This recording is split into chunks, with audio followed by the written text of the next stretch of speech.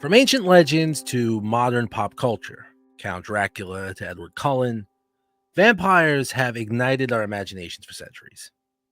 And while Transylvania may be the first place that comes to mind when we think of these blood-sucking creatures, there are plenty of other locations around the world that have their own vampire lore and stories. So much so that at countless times throughout history, different regions and religions around the globe implemented special burials for those suspected of being a vampire, so they could not return after being put in the earth. Surprisingly, one such place is right here in the United States, specifically Colorado.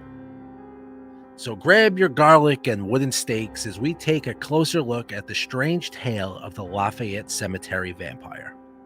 The bitter cold may not be the only thing in the Rockies that bites. Do you believe in vampires? Join us on a journey through America's dark and haunted past as we explore the ghost stories and folklore that have been passed down for generations. What scares you? Let's find out. I'm Christopher Feinstein. And I'm Megan Feinstein. And this is Haunted American History. So I would like to just say that you ask what scares you, and it's not vampires, it's clowns. So I just wanted to say this. But Well, you knew it was this a about me. vampire clown. Oh, well, that's a whole other level of monster. We'll get there. We're going to visit some clowns around. Oh, maybe I'll be sick that night. Oh, nope. I'm just going to spring them on you. Oh, great. Great. So, vampires. One of the earliest recordings of a so-called vampire. Look, you can't see my hands because of this stupid green screen thing that I have. Vampires. You would think the technology would be better it's so by now. dumb.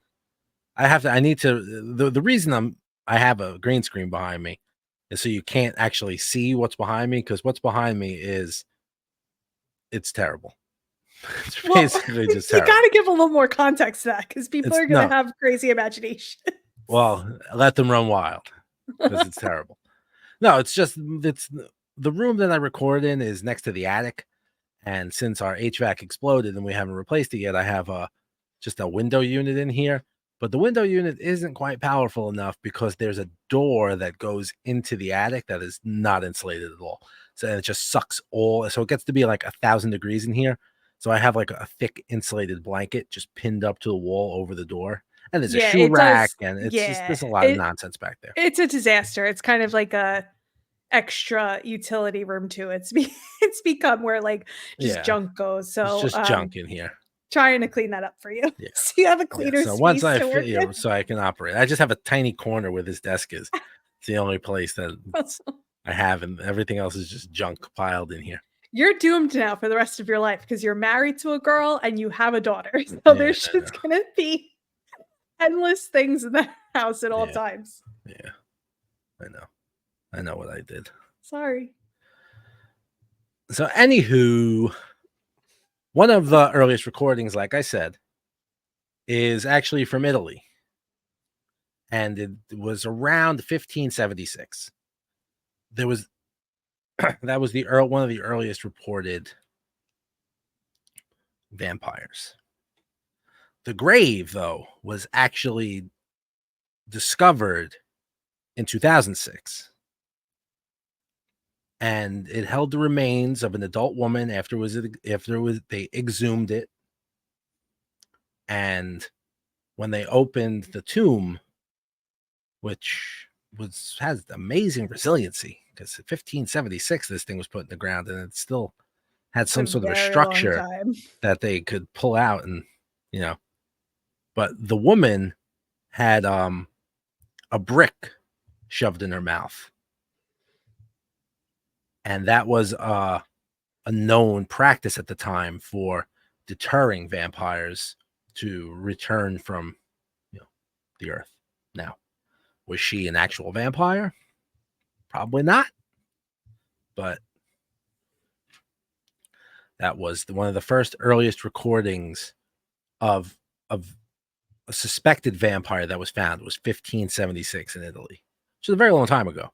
Now, it was the brick meant because they were thought to have to bite you, to Yeah, either suck your blood or to turn you, so it was to prevent them from biting, prevent not that. necessarily. Well, I don't know if they smashed the brick into her teeth and mouth to knock them all out, or Okay. to she just jammed it in there so that when she woke back up, maybe they couldn't get it out or bite down. Who knows what they would. Okay. Who knows what those nuts were thinking? Yeah, I have no idea. But believe it or not, Colorado has its own vampire story that has been passed down for at least 100 years. It revolves around a man named Todor Glava, who he had a nickname. He was either Fodor or Todor. So I don't know if he was a Game of Thrones fan. Oh, what a silly joke that was. Oh, that's so funny. He was a man who was buried in Lafayette Cemetery in Colorado.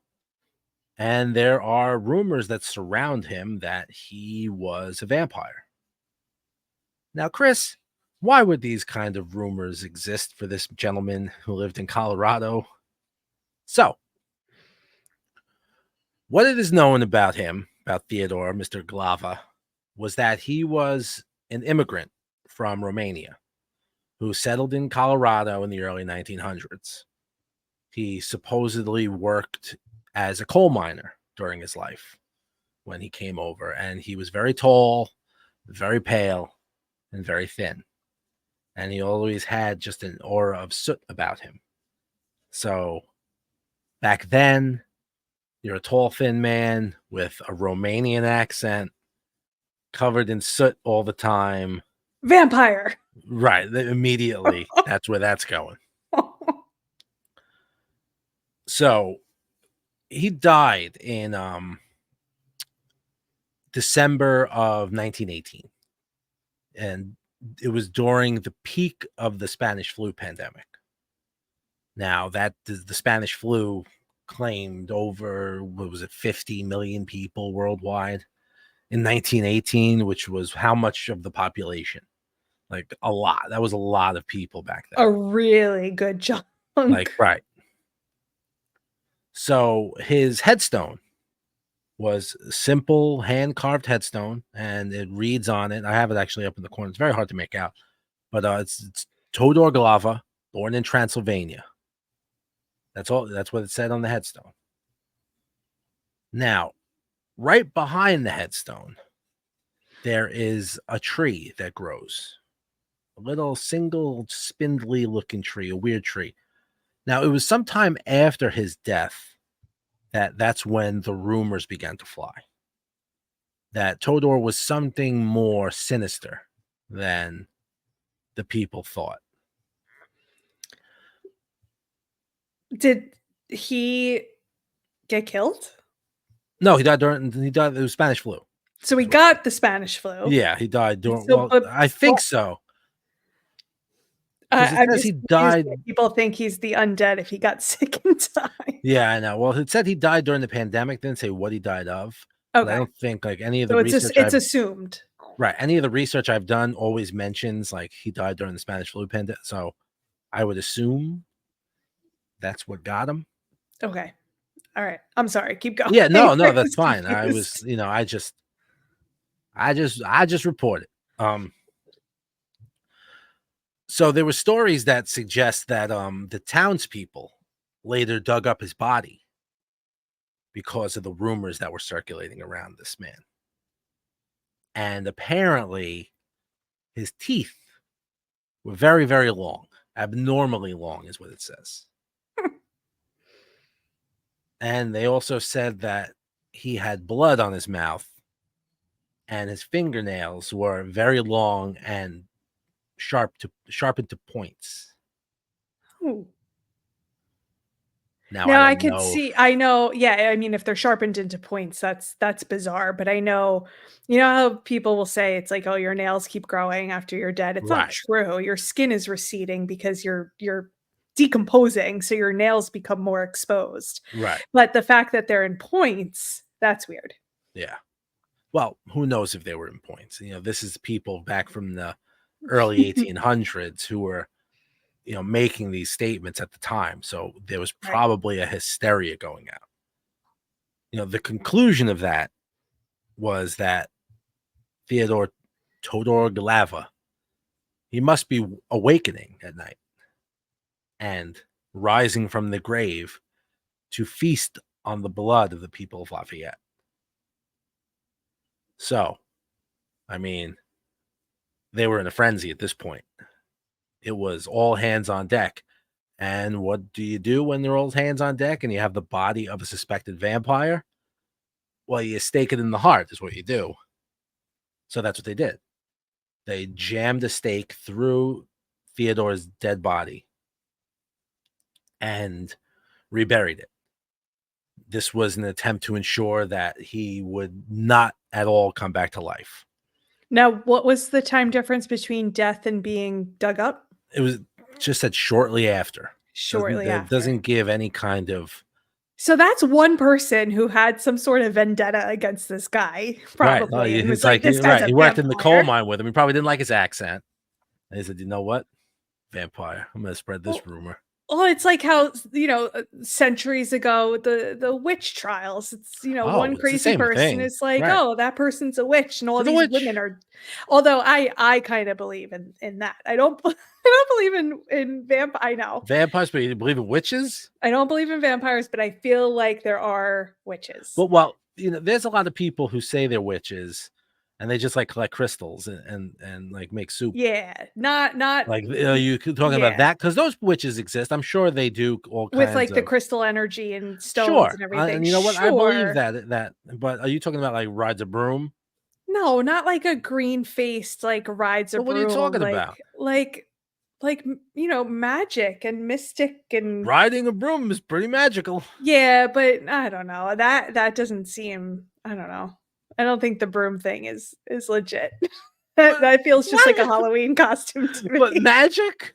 What kind of magic? Yeah. What are they doing with their magic spells? I don't know. They know, like, potions and stuff, and they can turn you into things. Oh, so they can so they can transform you. Yeah. So, but riding a broom is beyond the realm of comprehension. I think, yeah, sure, you can alter atoms and beings, but you can't defy gravity. All right. All right. I didn't, you know what? I didn't know this about you. I don't know. Whatever. No, green-faced broomstick riding witches are not what I'm talking about. I think, like, I don't know. But no, not vampires. But what if they weren't green-faced? Like, I think they just look normal, like any person. Well, they could look right, sure, but I mean, they could still ride a broom and look normal. All right, so they ride a broom. So, but what do you think they... All right, so we got to the bottom of this. Vampires are out, transforming people. Why not? Thumbs up. Can't even see my curses. Thumb. What a waste. Curses and voodoo dolls and things. I don't know, witchcraft. Witchcraft. Voodoo dolls. That's a witchcraft. That's a whole different type of witchcraft, I guess. I'm gonna get yelled at for this. It falls under the umbrella of witchcraft. The witches are coming for me, is what all I'm saying. Listen, I believe in it. You're the one so saying do I. vampires. I didn't say nothing. And I said I believed in vampires. I believe in everything, all right? I believe in ghost in this house that opened the door today. Oh, by the way, ghost update 2024. Wait, let me tell it because it happened to me. Okay. So it didn't even happen to Chris. It happened to me. Our daughter woke up from her nap and I go up the stairs and I reach for the door handle. And I swear to God, I'm not lying. Chris didn't believe me at first. He said, no way. I go to reach for the door handle. And before I even touch it, the door starts opening. And the door swings into the bedroom. So the door starts opening inward. And then when I reach the handle and I go to push, it felt like somebody was pulling on it. I swear to God. So I immediately told Chris he was in the next bedroom and where you are now recording. Yeah, I know where I am. You're next to the creepy attic. I know. And I told him what had just happened. And it was, okay. Anyway. So yes. So apparently some of the listeners have been writing to you saying, or, writing comments saying, by talking about these spirits and everything, we're welcoming them into the home, Yeah. basically. Right. And, we need to make our intentions known. They're making their presence known. Well, We're just here chilling. my intentions couldn't be clearer. I'm just hanging out. I'm just talking. I mean you no harm. You're free. You are. I don't even know if I want to say that, but just listen. I'm of a live and let live or ghost and let ghost kind of attitude. You understand? You guys don't Yeah. bother me. I won't bother you. Maybe they'll come to us in a dream and we can tell their story. Alfangul. Don't come to me in a dream. Don't come to me Anyway, ever. so that's today's ghost story, is that I swear on everything in my life that I love that it felt like something was opening that bedroom door. And Chris and I came to the conclusion that they're just helping out. There you go. They're just Right. opening the Right. door. That's why I said they're friendly. They didn't slam the door. Right. I said, no, they didn't close the door on me. They didn't slam the door. They opened the door so I could get my kid. If they were playing a trick or being mean, they would have not let me open the door, I think. So she And was I'll tell fine. you right now, if that happens once, we're out of here immediately. If a door slams. If a door slams or I try to open it and it won't open, gone. Right, because Cordelia, she's 2. She's not out of the crib yet. Right. So she's not playing a prank. She's not getting out of the crib, locking the door, and getting back in her crib. You know what I mean? She hasn't figured out that she could probably climb out of there. Thank God. Right. So it was definitely something. It was not my daughter. It was not me. It was I not like to look Chris. at it as in a more logical way. Is that since we don't have since the HVAC is broken, we have one of those portable units in the room next to the door, like it's like right across from the door, next to the window. And when you stand in front of the door when it's closed, there you feel the wind of that unit pulling. So maybe the door wasn't closed yet all the way. It wasn't closed tight, and with you walking toward it, it kind of gave it just enough of a push for it to swing open. That's a That's what I'm rational going with. That's explanation. what I'm Yeah. going with. Maybe I didn't close the door all the way when I, left her in there for her nap. I don't know. That's what I'll But sleep. I'll sleep good tonight thinking that. all right, whatever you got to But tell yourself. yeah, I know. Thank you. Anyway, so that is today's ghost story. That's ghost update. Real life I need ghost like one of the update. sound effects. Ghost update.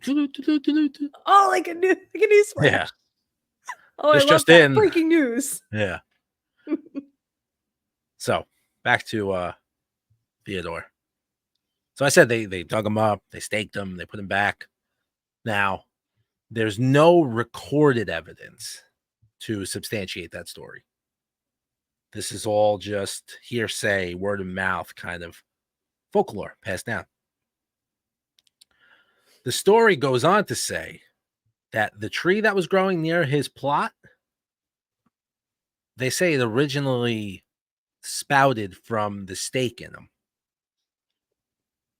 That's And kind that of cool. the nearby rose bush are his fingernails, and they're still growing inside of the casket.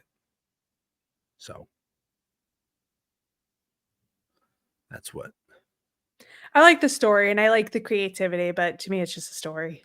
This I'm not behind.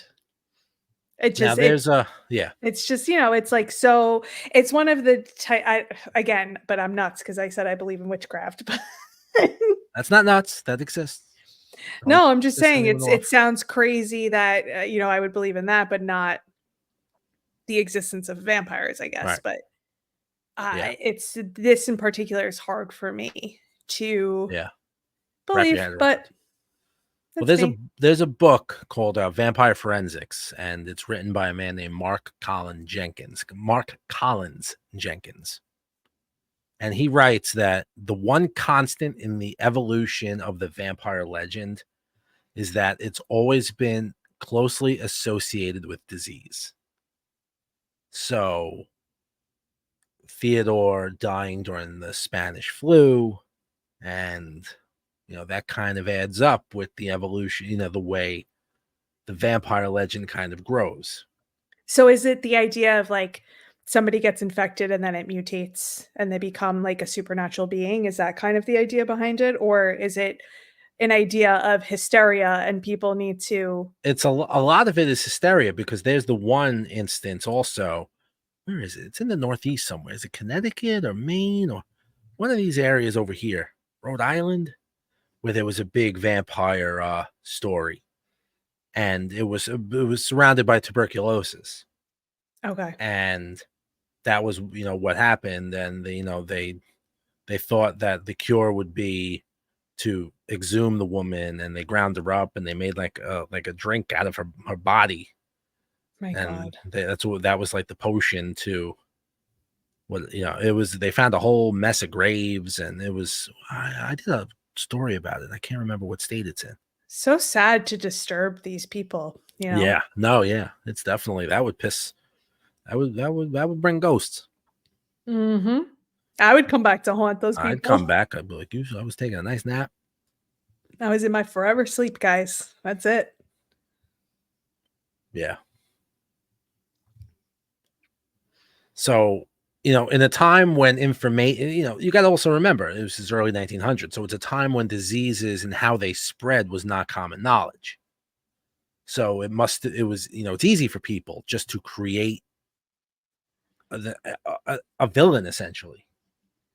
Yeah. You know, this, They they a they reason. could there's a tangible there's someone that could be blamed. Yep. People feel better when it's like, oh, that well, you know, that's their fault. You did it. Like instead of things just happen. Which is Diseases kind of like like a that. normal human response, right? Because you see that even today. Oh, It's like right. It's rampant. It's like I we need all someone to need blame. yep, we need something to blame all the time. Yeah. Everything needs a reason. Oh yeah. Mhm. Because it grants you some level of control to do that. It's like, okay, I know what's doing this, and if I blame this person or I hold them accountable, now I'm in control again. Like you're accountable for what you've done to me. Yep. So, and maybe that was what they were using to protect themselves from vampires instead of facing something that was really at the time much more deadly than Mhm. vampires, the Spanish flu. So, Right. you know, in hindsight, the evidence points to that Theodore was an innocent man who got wrapped Yeah. up in the town's conspiracies that were probably rooted in stereotypes about him being from Transylvania. Oh, 100% because he was like an Right. immigrant. He wasn't US born and like you said earlier, an accent and his skin tone and everything. Again, it's a reason. It's Right. something to blame. Now, along with that story comes a history of now sightings at the gravesite. People say that a tall, dark man, believed to be the spirit of Theodore, has been seen lingering around his headstone. Well, again, you dig me up and you desecrate my body. I would I'm come back and coming to haunt haunt too. you. I'm coming. You're all in trouble. So, yeah. So but there's something else with this story that was a little bit, after I started digging around a little bit, I found something. So, Theodor Glava, or Todor or Fodor, what it says on his, I think it says Fodor, the spelling on the headstone. But there is Serbian and Balkan folklore of a figure named Todor Glava, Oh. and he's a vampire. So the story of Todor Glava, it it illustrates, basically it was said he was a notorious bandit, and he was a ruthless warrior in life, and he was feared by everyone for his ruthless nature.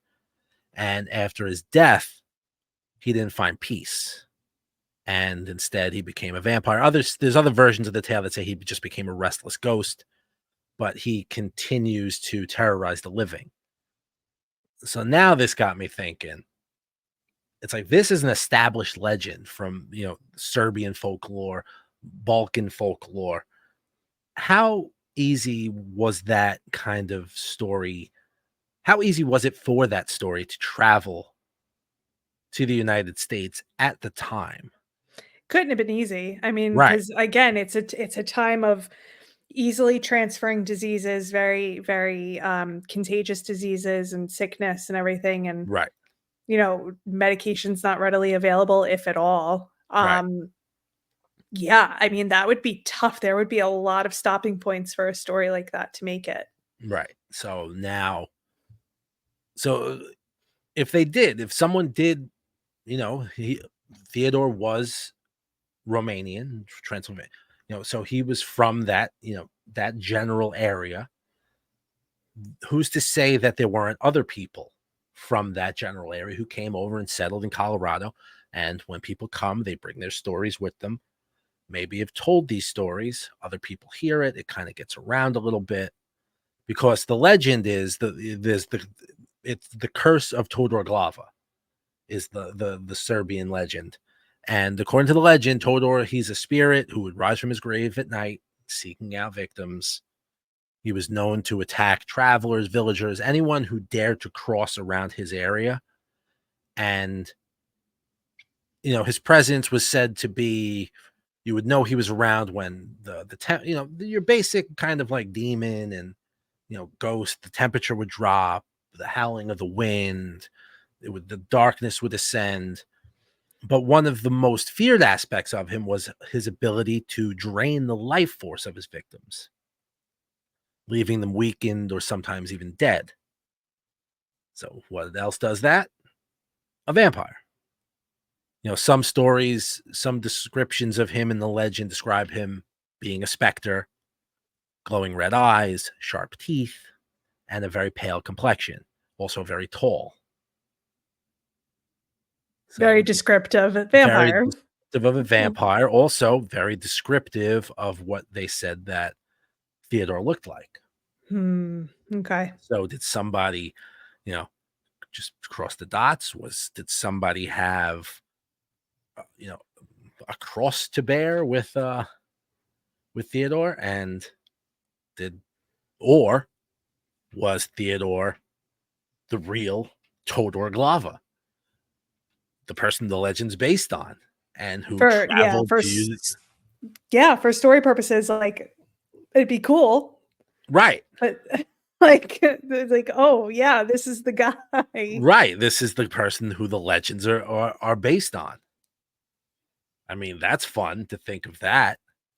Now his, gravesite, Yes. it's an open, like, public Yeah. cemetery? Oh, yeah. It's Lafayette Cemetery. Okay, so that's cool. So, So you can go and freely visit the Lafayette Cemetery and pay a visit to Todor. That's his headstone up in the corner. And yeah, it's 100%. You can find, if you just type in Lafayette Cemetery Vampire and you want to go visit, like it's there. Like you'll find it easily. that's pretty cool. Yeah. There was the folklore about Todor. In the folklore, the only way to stop him was to find his grave and perform a ritual that would lay him to rest permanently. And can you guess what that ritual was? It was to dig him up and drive a stake through his heart. These poor bodies, man. So, right. I mean, now, there's other versions that say to burn his remains. There's versions that say douse it with holy water and to leave religious icons inside the grave when you rebury him. At the end of the day, these kind of stories, they're deep seated in beliefs that with supernatural that were very prevalent in the culture. In that section of the world, there was a lot of superstition, spirits, fear of the undead, fear of spirits. They all these kind of stories have a warning. There's they serve it, and the warning is that there is always. It's amazing that the warning and what the actual meaning of these stories is always overlooked. Because the reasons these stories exist and these folklores exist, they're a warning for unexplained misfortune, illness, deaths, but they give you something to point at. It's like, these things, there's a reason why these things happen. This is it. You know what I mean? Like, Yeah. Brings it all like around again to the blame. right. Just It's like that's what these stories are. It's like there's yeah. something to blame for this. So just don't go out and just blame anybody, because there's some one thing that is responsible for all this, and that's where your attention should be on, not the guy down the street. Don't take this story and warp it to be like, oh, they must mean, yeah, it's Ted down the street's responsible. Let's get him. Like, it's no, you're misinterpreting. It's crazy. It's Yeah. crazy to think about this stuff happened. Yeah, I know. It's really wild. It's cool though to think if this story traveled though like that and ended up in the US, because when you think about it, the US is relatively young, right? Oh my With God, it's an history infant. compared to the rest of the world. I mean, you can find castles in Europe from Yeah. 12 1300s, and we don't even have written records of history here until they say Christopher Columbus landed in what 1492, right? So it's like before that you had the indigenous people here, and it's like there was no writing, there was no like historical information that was tangible that we could pass down. It's like what you really tell stories about is the stuff that's passed down verbally, right? So it's Right. like It's verbal storytelling. it's just so crazy to think that something like that has a story in the US. Like I said, it's Yeah. just we're so young as a written so young as a place of written history, I guess is what I'm Yeah. trying to say. But Yeah. very cool. Yeah. Now, Todor Glava is not as widely known as other legends, like, like Dracula. Like you mentioned, you scream out Dracula. I don't know why you would scream out Dracula. Dracula! Like people would look, I know that name. Right. But if you screamed out like Todor Glava in the middle of like a square, no one would. Bless you. Right. Oh, because of that. They'd be like, oh, he makes great pierogies. Pierogi place down the street. Like, It's really funny. you know? Yeah, no, you're right. So is the real Todor Glava buried in Colorado? Probably not.